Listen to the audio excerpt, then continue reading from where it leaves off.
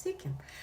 Tai palėtėm ribų ir taisyklių klausimą, pakalbėjom šiek tiek apie pareigas ir atsakomybės ir man atrodo, tokia labai faina svarbi tema yra apie vaiko lepinimą arba nelepinimą.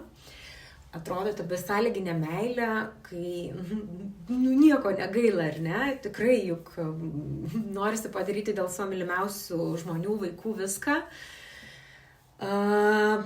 Ir tada kyla klausimas, o kodėl tai nėra gerai, žiūrint iš tokio vaiko perspektyvos.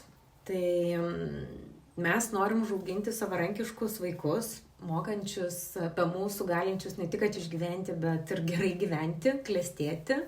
Ir tam labai svarbu suformuoti jų to tokio savarankiškumą, atsakomybę, gebėjimą pasitikėti savo jėgom, mokėti siekti tikslų.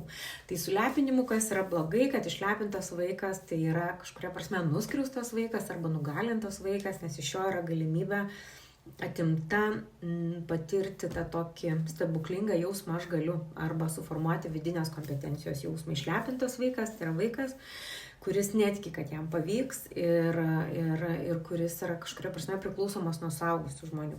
Na ir tuomet sekančiam video praplėsiu, kokie yra čia tie 3 būdai, kaip išlepinti vaiką, kad suprastumėt, kodėl tai nėra gerai.